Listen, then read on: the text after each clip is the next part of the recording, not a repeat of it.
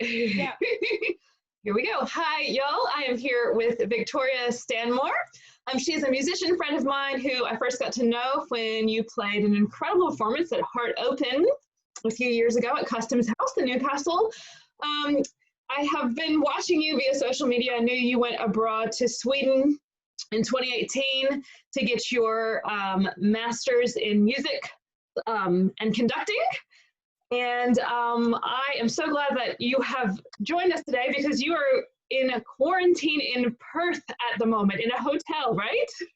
Yeah. This is my home for the next week. We've just done 1 week and I'm really starting to feel comfortable. Not many people interrupt us at all. It looks very dark. Oh, do you want a little tour? Is that too much? No, let's do it. It's so messy. We've been watching Avatar: The Last Airbender. Yeah, so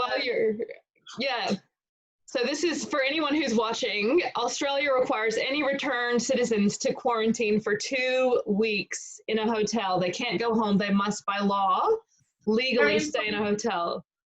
Bookshelf, and the most important, the window. Ah, you get to see some sky. That's not bad. It's so lovely. Yeah. Pop me back down there. Can you open the window? No, we can't. We've got a lovely air conditioner, and sometimes if things are getting a bit stuffy, then we open the big door into the hallway. We're not allowed to step past the threshold, but sometimes I just leave it open for, an extra airflow. Yeah. Did you guys get your own bed? I missed that, sorry. Or you're sharing a bed? We're sharing, but it's huge. Really? So yeah. It's so nice. Yeah. Oh, you seem very okay with this situation, Victoria. You seem so chill for not being able to legally go outside for 2 weeks, and you're already a week in. So, but I remember you always being a very optimistic, cheerful person. So I want to talk more about your situation, how you are where you are at the moment. But first, let's jump back a little bit. Thank you for the tour. But tell me a little bit more about yourself and what you do and what led you to Sweden. So I studied a Bachelor of Violin at Newcastle University and was recommended to go on exchange by Sally Walker. And funnily enough, I picked Sweden, a very small town about 850 kilometers north of Stockholm, at Luleå Technical University. There I met my conducting professor and I threw my violin out the window and said, that's what I want to do. I want to be the boss. So I came back to Australia, worked pretty hard and returned to Sweden to do my master's. It's still ongoing, but I do plan to go back and complete that as soon as I can. Yeah, you were saying it's a bit of back and forth. So you left in 2018, but you've been back in Newcastle since then, and then back again. When did you last head to Sweden? When's the most recent time you were in Sweden? Do you see what I'm asking? Yeah. I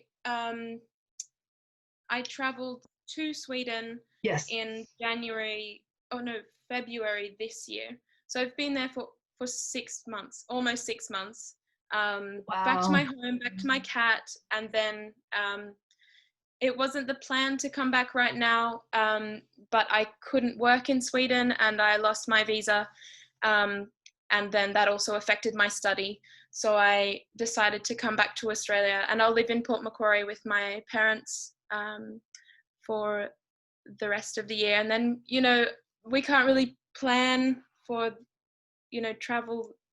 We don't know when that's going to open up again. So I'm learning this thing about, letting go, rolling with the punches, and trying not to be such a control freak. Oh my goodness. So I didn't realize that about the visa. Was that because of the pandemic? Yeah, so I was on my way to get a working visa with a restaurant. Us performers, we love to get down there with the wine. But then unfortunately they couldn't deliver on that, which was really disappointing. So yeah, Right, we'll see right. how that turns out. So that's so interesting. And you actually, I didn't realize you were in Sweden in February. So you would have been heading there right when the like news about the virus was kind of breaking a little bit. Like, do you remember when you flew from Australia to Sweden? Sorry, this is a little bit of a surprise question, but were they talking about it? Not at all, not at all. Okay. It was the 2nd of February, so I don't think Okay, right, I right. we really heard about it until definitely end of March maybe. I don't remember exactly, but there was no problem. It was like, yeah, here we go, adventure number 2. Right. Yeah. Right. Okay. So tell me a little bit, just to give people a little bit of context. So you're a student, so I mean, I guess we can kind of imagine what that's like to a degree, but what was your life like before the pandemic hit and then after? So I think the best way to describe it is that we had 2 or 3 choir rehearsals, so that's 3 weeks, and then they declared that we weren't allowed to meet anymore. So, being a choir conductor, that was like my most devastating thing is, oh my gosh, we can't meet and sing. The university kept kept open, but no lectures were allowed and no meetings. For example, choir rehearsal, and in all of Sweden, it was gatherings of over 50 people were banned. Oh, Right. that would have been a little later. Maybe I'm getting ahead of Okay. myself. But I have one-on-one lessons with both of my professors, so they requested special permission for us to keep meeting in person. We had a few Zoom lessons as well, and it really opened up. We actually built quite a strong connection with the Royal Music Academy in Stockholm, where we did once a week seminar, sharing the lessons, and doing like a masterclass with quite well-known musicians, conductors from around Scandinavia. So that was actually a really great Wow. opportunity that was opened up. And my conducting professor, Eric Westberg, was very excited about that. Like, look how much money the university is saving just by one click, and you can just look, I can see myself there, and I can see all my students there. So he was really rolling with the punches and Mm, making the most of that. And I think we will see more of that now that schools and I mean, it seems like it was a really great financial option for yeah. universities to keep things going, but in a different way. So I'm guessing that we'll see a lot more of online interaction in the future. Yeah, I was just thinking about that, but wouldn't it be, I guess you guys must be pretty savvy with technology because, I mean, like, if there's a bit of delay when you're trying to learn music or, like, doesn't that, I mean, I would imagine that's a bit more challenging than having just a meeting about, It became very experimental. No, that's something that can't be replaced Mm, is interacting live with one another, and that's mm, something that so many musicians around the world have really tried to work around. yeah, But I know a few performers who have been able to start gigging again, and just the feeling of being on stage, or even in the corner of a pub, being able to engage with each other and engage with audiences. It was this huge, like, oh, I remember why I do this and why I love this. yeah. Oh, I So I'm know. looking forward to my next choir rehearsal. If it's in Port Macquarie, somewhere, I have to find find some choirs. Yeah, my heart is just, it's been so sad, just like seeing so many performers and just not, trying to find out a way to make it work. But, I'm not really a performer, but I definitely enjoy being in spaces with people and hosting events and just Yeah.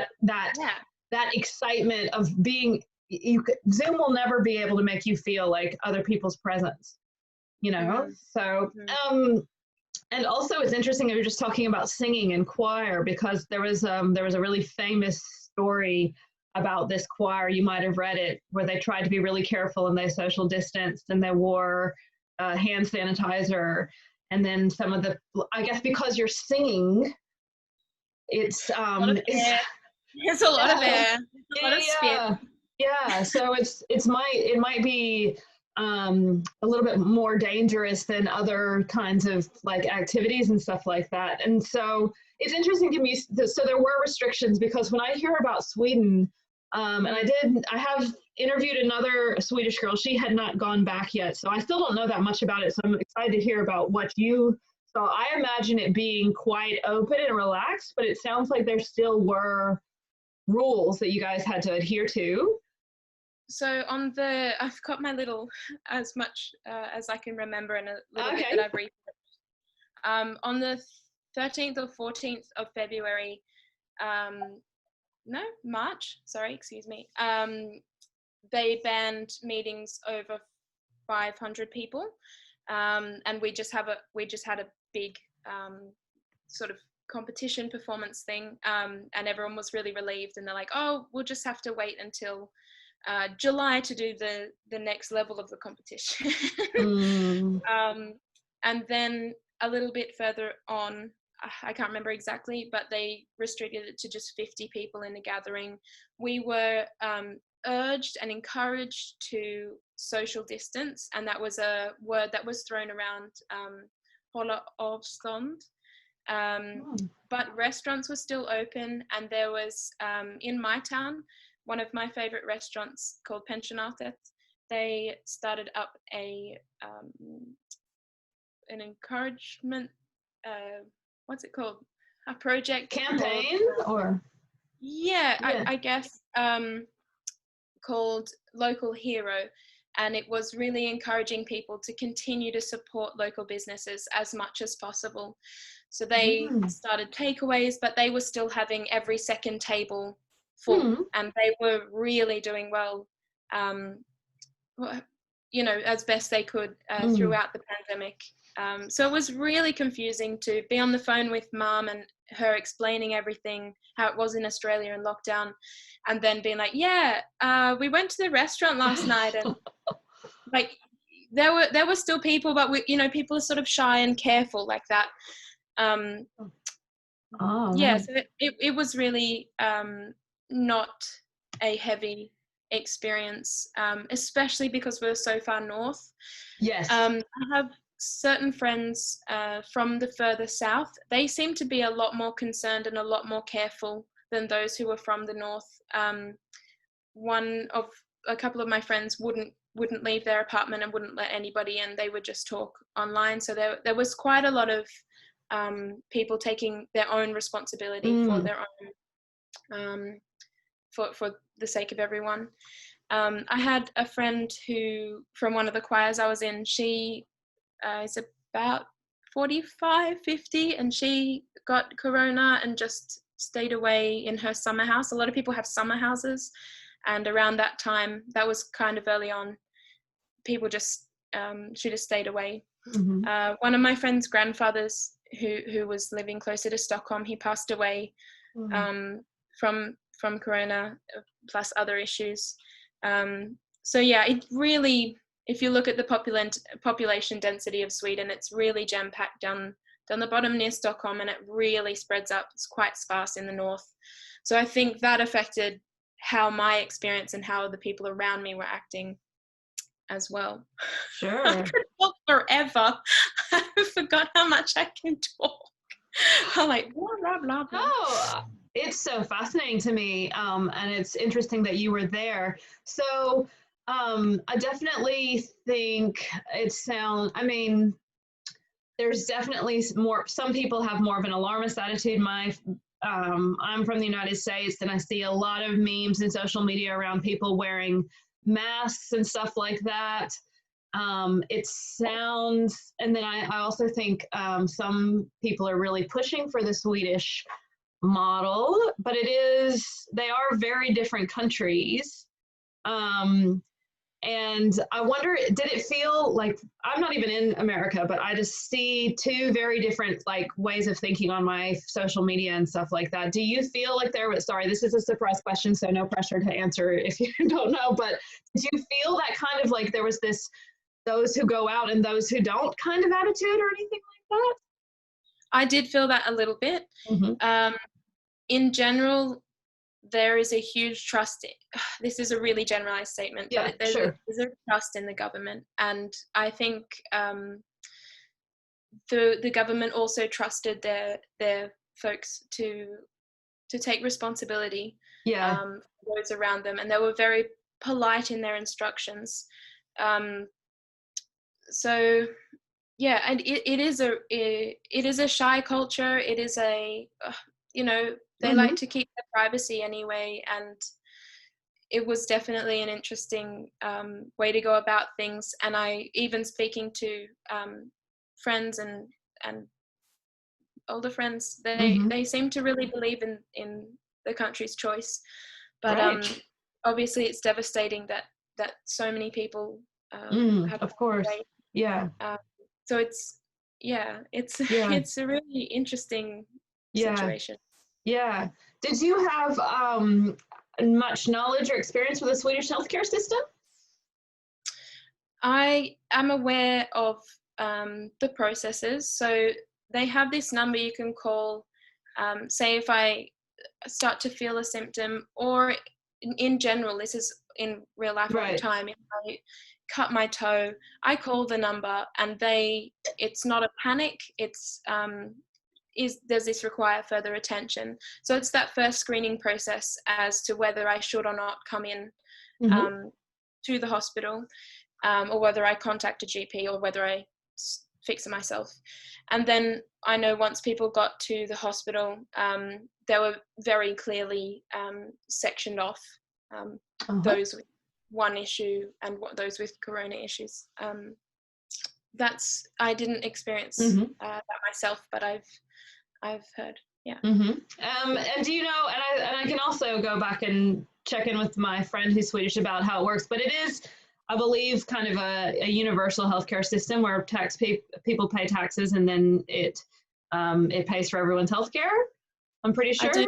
Yeah, Yeah. yeah, I Yeah. think so. It's And people also Scandinavia. they also trust that healthcare system. They're not looking for a private dentist or a private Right. something else. They're really trusting the standard of the government's healthcare.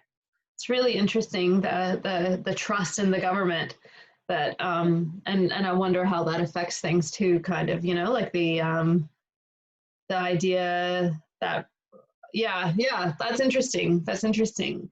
So you were in a small town. So I watched protests of different kinds, not just Black Lives Matter, but a few different protests happen over the past few months. It's like the pandemic happened and the protests happened. And I wondered, were there any types of protests in Sweden? I do believe so. Mm-hmm. I'm not too in touch with what happened in the Yeah. south. Mm-hmm. We didn't have anything in our town in physical form that I know Mm-hmm. of, Mm-hmm. but people are very vocal online, and I have a lot of friends who really keep up to date with that. Mm-hmm. I've been a little ignorant with that whole situation, though. Mm-hmm. No, that's all right. That's all right. And tell me how, so it was interesting you mentioned earlier, you said you were not planning on coming home, but you couldn't get a visa. So tell me about what happened. When did you realize that you were going to probably have to come home? So it was 3 months ago. That would have been in end of April, I believe. Mm-hmm. I sort of all through April, it was, oh, what am I going to do? Am I going to try and stay in Sweden? Because things are really heating up with the rules in Australia, Yeah. and everyone was urging us to come home. And at first I didn't see the urgency to come home. So when Dad said in March, come home, I thought, no, that's no problem. I'm going to get my visa. Then that fell through, and I applied for an extension of my visitor's visa. So I had 3 months extended, just to put my housing in order and find a new home for my cat, and sort of to make a bit more of a permanent leave, just in case I couldn't get back. And Yeah. Should I talk about, can I segue into the flight? Sure. How that, Yeah. Please, that's my next yeah. question. Because So, I saw a photo of you with like a mask on your face and then a shield over the mask. yeah. So before the flight, just as the week before, I was calling every day saying, what's the status? How are things looking? The rules in Australia were significantly uh, tightened. So I think they're only letting 50 people on each flight into Sydney, and only 450 arrivals per day. That was when we arrived. So we were calling. They were like, we don't have any information. Call back tomorrow. Call back the day before. So we got to Stockholm. We called and we talked to people at the airport. And Qatar Airways were extremely fantastic, helping us out, making sure that we got to stay together. I'm traveling with my friend Darcy, who's also Australian. And we actually got offered, so it was 2 days before the flight, we got offered to go to Perth instead of Sydney because the Sydney flight was full. So we chose, let's go to Perth and let's make it 1 day earlier. So we quickly packed up. We didn't do any sightseeing in Stockholm. Not that there was really the archipelago. And then Darcy made some masks for us, then our ninja masks, and we jumped on the plane. So yeah, a face mask, and then a face shield, and it had an elastic band and a little padding, and then plastic down to here. I felt like I was from Star Wars. It was fantastic. That required, or did you just decide that was required? Right. Yeah, so everyone on the flight had Did they these. give them to you? Yeah. Oh, wow. And little ones, kids with different colors on them, and yeah. They were kind of, the most difficult thing was for people with glasses. They fogged up. Yeah. And it was a little uncomfortable to sleep, but honestly, I woke up from, I don't know, I'd had it on for maybe 11 hours or something, and I was like, oh, where's my mask? And I was like, oh, it's on. I'm not feeling it anymore. So after 11 hours, it was fine. Yeah. And that was 50 people on the whole plane, 50 passengers. So Perth hadn't restricted their intake. The flight from Stockholm to Qatar had every second seat free, but then the flight from Qatar to Perth was really quite full. Right. We had a spare seat beside us, but it could have been the only spare seat in the cabin in that section. And a few people, you could hear them complaining about it, like, what, we had to, stand 2 meters apart in the airport, and now we're cramped together. But it was like, we're just trying to get you home. Yeah. Sure. Wow. So that's an epic flight as well, because the flight so how many hours was that in total? Total travel time was 28 hours. Right. I think. And then once we got to Perth, it was a really long process to get through, and they were really fantastic at keeping people apart once we got in. Yeah, really interesting how people act when they're told to keep away. Everyone's quite sort of, they get a bit rigid and like a bit scared or something. It's really interesting. Yeah. And then another thing I wanted to mention, so in case anyone is not in Australia is watching this, so previously, up until a certain point, Australia was paying for people returning to stay in the hotels, but now that is changing. And one of the reasons that you were keen on this Perth return was because that they're still paying for you to stay there, so you don't have, because it's like 3,000 Australian dollars for 2 weeks. Yeah, but that didn't. But you didn't have to worry about that. No, I think they changed it on last Friday. But people that were already in didn't have to pay. So we're really relieved about that. I'm so grateful for things that the government has set up, and it really is unfortunate that they're requiring taxpayers to pay to get into their own country. Mm. And it's not, I mean, it's not terrible food. It's not, it's a lovely an apartment, a little room, but I don't know whether it's worth $3,000. Really, I can't imagine. Some people must be in really difficult positions trying to get back. Another thing that I was going to say is that they're not letting anyone stay in Qatar. So if our flight from Qatar to Perth wasn't going to happen, then the first half of the flight wouldn't happen either. So that's only a transition area. They're not letting people get stuck there. Right. That's really interesting too. I talked to one Newcastle resident who is kind of trapped in Israel at the moment, and it is possible. He has a daughter and a granddaughter there, so he's from there originally. So it's not exactly the same, but he's decided to wait it out because that is a huge thing. Because if you live Australia is just so remote. So to get back here, you probably will have to maybe stop at a country on the way. And if something goes wrong, who knows where you might be. So it's a challenging thing, and I really feel for anybody trying to get back here at the moment. I'm so glad that you guys were able to make it. Now I guess so you've got another week of hanging out in the hotel all day. Yeah, five more nights. We celebrated our halfway mark with some Krispy Kremes. Yeah. Where is your housemaid? Where is your She's in the bar. Are you serious? Okay. We have alone time, you know? Okay. I just had a moment. I was like, she showed me the whole room. Okay, cool. So she's yeah. Right. And then after you get out, are you going to fly to Newcastle? What's the plan after you get out?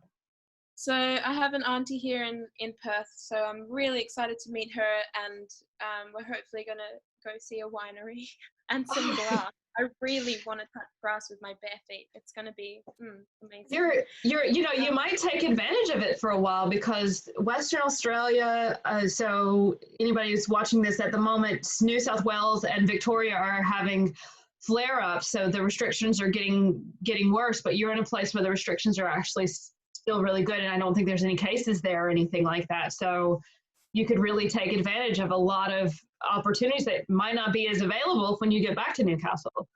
So yeah, that's cool. So we've got a flight booked just the 29th, so just 3 days in Perth, and then we've got a flight booked back to Sydney.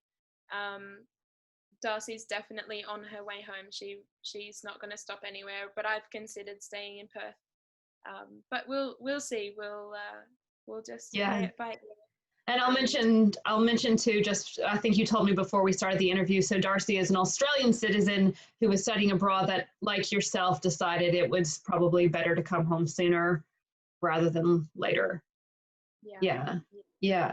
I know this is a little bit tedious, but I was watching your Instagram stories about the curry. So Victoria had curry 7 nights in a row. So what can you just tell me what it means? So the place is guarded, so you cannot leave.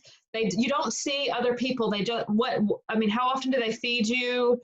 Like, can you just tell me what a day in the life of quarantine is like really quickly? For sure. Yeah.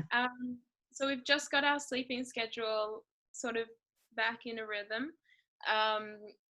So we will hear a knock on the door between 8 and 9:30 for breakfast, and then we'll collect the bags. Will be left, just 2 plastic bags will be left, and we won't see anyone. I haven't seen anyone. They must run away really fast or something.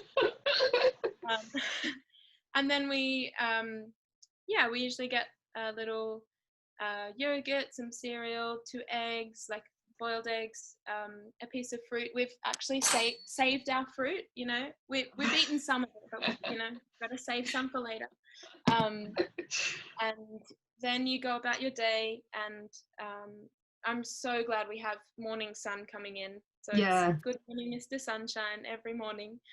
And then lunch is delivered between, I don't know, the middle of the day sometime. and we leave our rubbish just outside the door, and they collect it and then leave for lunch.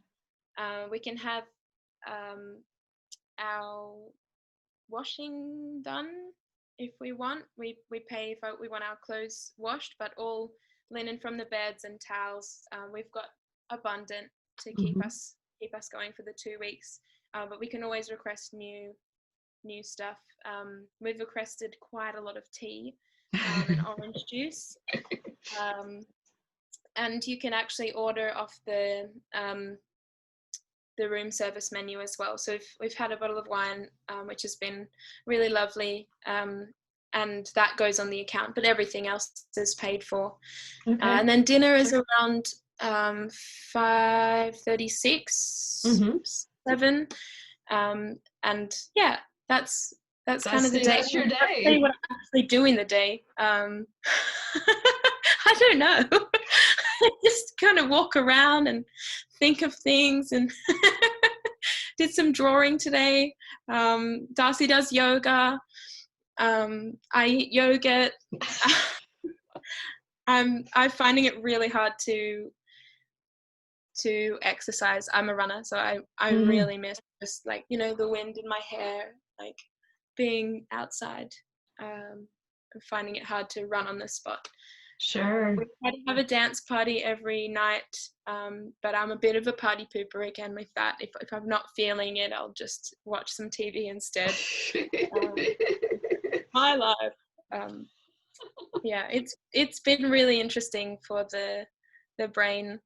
I feel very in control, so I can get a lot of my study done. Yeah, you were mentioning that, I don't think we were recording, you were saying that you were able, like in some ways, you don't have to tell anyone that you can't visit them or see them. So in some ways it's a bit of a relief, like, you know exactly what your day is going to be like. So yeah, that it's all up to me, and that if I want to spend 6 hours doing my work on the computer or 6 hours watching TV, I can do that. So it's kind of like this holiday from responsibility. Have you been playing any music? We've definitely done a lot of had Delta Goodrumman on in the background, and we're just belting out those classics. But I don't know. Do you know Delta Goodrumman? Yeah, I do. But I mean, like, were you playing violin or anything like that? No. We just our voices and try to just stay every neighbour as much as possible. Yeah. Oh, I mean, in some ways, it oddly sounds kind of scary, but also, like, in some ways, like, if you're in the right headspace to deal with it, maybe it forces you to, like, contemplate things and think, and you get along with the girl that's with you, which is great. So nice. I'm so grateful to not be alone. Yeah, I can imagine, especially jet lag stuff is just really, like, when you're jet lagging, it can be really weird.